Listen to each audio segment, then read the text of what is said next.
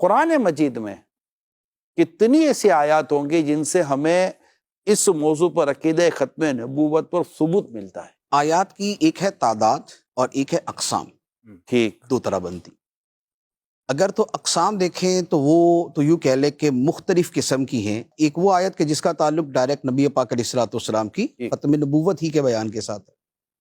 دوسری وہ آیات کہ جن کا تعلق دین کی تکمیل کے ساتھ ہے۔ ٹھیک، تیسری وہ آیات کہ جن کے اندر سابقہ نبیوں کا یہ بیان ہے کہ ہمارے بعد نبی آئیں گے، اور یہ کوئی آیت نہیں ہے کہ نبی پاک علیہ الصلوۃ والسلام نے یہ فرمایا کہ میرے بعد کوئی نبی آئے گا۔ ایک وہ تعداد بنتی ہے۔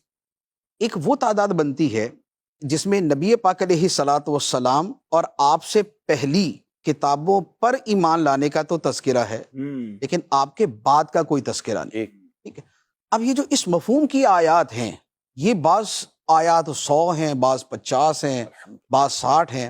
اس لیے علماء کرام نے بیان کیا ہے کہ تقریباً 200 سے زیادہ آیات ہیں کہ جن سے عقیدہ ختم نبوت کا ثبوت ہوتا ہے۔ یہ میں نے وہ بیان کی ہیں کہ صراحتاً یا دلالتاً یا اشارتاً یا استدلالن، وہ کسی بھی انداز کے اندر اس کا تعلق ختم نبوت کے ساتھ بنتا ہے۔ ان کی تعداد جو ہے وہ 200 سے زیادہ ہے۔ اب مثال کے طور پہ جیسے وہ آیات، جیسے یہ سورہ بقرہ کی شروع کی آیات ہی ہیں، والذین یؤمنون بما انزل الیک وما انزل من قبلک، وہ جو ایمان لاتے ہیں اس پر جو آپ پر نازل کیا گیا اور جو آپ سے پہلے نازل کیا گیا۔ حالانکہ خدا کے ہر نازل کردہ پر ایمان لانا ہے تو پہلے کا ہے، اب ہے یا آئندہ ہے، سب پر ایمان لایا جائے گا۔ جیسے دیگر انبیاء علیہ الصلوۃ والسلام کے بارے میں ہے کہ وہ یہ فرماتے تھے کہ ہمارے بعد بھی جو نبی آئیں گے ان پر ایمان لانا ہے، اور خصوصاً نبی پاک صلی اللہ علیہ وآلہ وسلم کے بارے میں نبیوں نے اپنی امتوں کو بیان کیا، لیکن نبی پاک علیہ الصلوۃ والسلام نے اپنے بعد کسی کے بارے میں بیان نہیں کیا کہ میرے بعد جو ہے وہ اور بھی نبی آئیں گے تو ان کو تم نے ماننا ہے، بلکہ ان کا جھوٹا اور غلط اور باطل ہونا بیان کر دیا۔ تو یوں مختلف انداز کی آیات ہیں، لیکن اگر بہت واضح سے میں کلام کروں تو ایک تو یہی آیت مبارکہ ہے کہ جو اس کے اوپر بالکل اصرح الصریح بنتی ہے، یعنی سب سے زیادہ واضح، ما کان محمد ابا احد من رجالکم ولکن رسول اللہ وخاتم النبیین، کہ محمد تم میں تمہارے مردوں میں سے کسی کے باپ نہیں ہیں، لیکن اللہ کے رسول ہیں اور سارے نبیوں کے آخر میں تشریف لانے والے ہیں۔ یہ وہ آیت مبارکہ ہے کہ جس کے بارے میں جملہ مفسرین، جملہ محدثین اور پوری امت کا اتفاق ہے کہ یہ نبی پاک علیہ الصلوۃ والسلام کے آخری نبی ہونے کی سب سے قطعی دلیل ہے۔ ایک تو یہ۔ دوسرے نمبر پہ قرآن پاک کی متعدد آیات ہیں کہ جس میں یہ فرمایا گیا کہ نبی پاک علیہ الصلوۃ والسلام کو کسی ایک خطے یا ایک قبیلے یا ایک قوم کی طرف رسول بنا کر نہیں بھیجا گیا، بلکہ آپ کو تمام کے تمام انسانوں کی طرف رسول بنا کر بھیجا گیا۔ قرآن پاک کی آیت مبارکہ فرمایا قل یا ایھا الناس انی رسول اللہ الیکم جمیعا، اے حبیب تم کہہ دو اے لوگو میں تم سب کی طرف اللہ کا رسول ہوں۔ اور یہاں پر ایک تو تھا یا ایھا الناس، یہ بذات خود ہی سارے افراد کے لیے، اے لوگو اے انسانوں، اس میں سب آ گئے، لیکن آخر کے اندر پھر مزید فرمایا گیا رسول اللہ الیکم جمیعا، تم سب کی طرف، اے تمام انسانوں میں تم سب کی طرف اللہ کا رسول ہوں۔ یہ جس تاکید کے ساتھ بیان کیا گیا، یہ نبی پاک علیہ الصلوۃ والسلام کی رسالت عامہ کا بیان ہے کہ آپ کی رسالت، آپ کی نبوت عام ہے۔ اسی طرح قرآن پاک کی آیت مبارکہ ہے، فرمایا وما ارسلناک الا کافۃ للناس بشیرا ونذیرا، اور ہم نے آپ کو نہیں بھیجا مگر تمام کے تمام انسانوں کے لیے خوشخبری دینے والا اور ڈر سنانے والا۔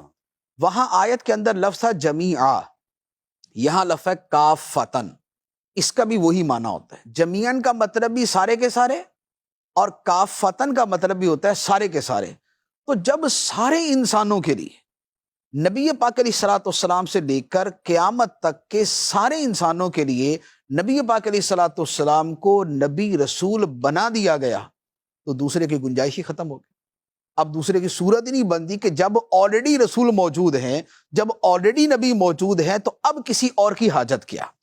اچھا، اسی طرح نبی پاک علیہ الصلوۃ والسلام کو جو اللہ تعالیٰ نے دین دیا، تو پہلے جو ایک نبی دین لے کے تشریف لاتے، پھر اس کے بعد دوسرے نبی آتے، وہ نئی شریعت لے کے آتے، یا پہلے اگر بگاڑ پیدا ہو جاتا وہ اس کو ٹھیک کرتے تھے۔ تو نبی پاک علیہ الصلوۃ والسلام جو دین لے کے آئے، اس کے بارے میں اللہ تعالیٰ نے فرما دیا الیوم اکملت لکم دینکم، آج میں نے تمہارے لیے تمہارا دین پورا کر دیا۔ پورا کر دیا۔ اب جب دین مکمل ہو چکا، اور نبی اس لیے آتا تھا کہ یا تو وہ نیا دین لے کر آئے، صحیح، اور یا اگر دین میں بگاڑ پیدا ہو چکا ہے تو وہ اس کی چیزوں کی اصلاح کے لیے آئے کہ جو لوگوں نے بگاڑ پیدا کر دیا۔ لیکن نبی پاک علیہ الصلوۃ والسلام کا دین وہ دین ہے کہ جسے خدا نے مکمل کر دیا، اور وہ اسی طرح مکمل آج تک ہمارے پاس موجود ہے، اور اسی طرح قیامت تک چلے گا۔ تو جب حاجت ہی نہیں تو دوسرا نبی کیوں آئے گا؟ اچھا، اسی طرح انبیاء علیہ الصلوۃ والسلام تشریف لاتے تھے تو نیا نبی آتا، وہ نئی کتاب لے کے آتا، وہ نئی شریعت لے کے آتا۔ پھر یہ ہوتا کہ جو پہلے نبی کی کتاب ہوتی یا تو وہ ویسے ناپید ہو جاتی، ختم ہو جاتی، یعنی دنیا سے مٹ جاتی، اور یا یہ ہوتا کہ اس کے اندر تحریف کر دی جاتی، جیسے تورات انجیل کے اندر ہی۔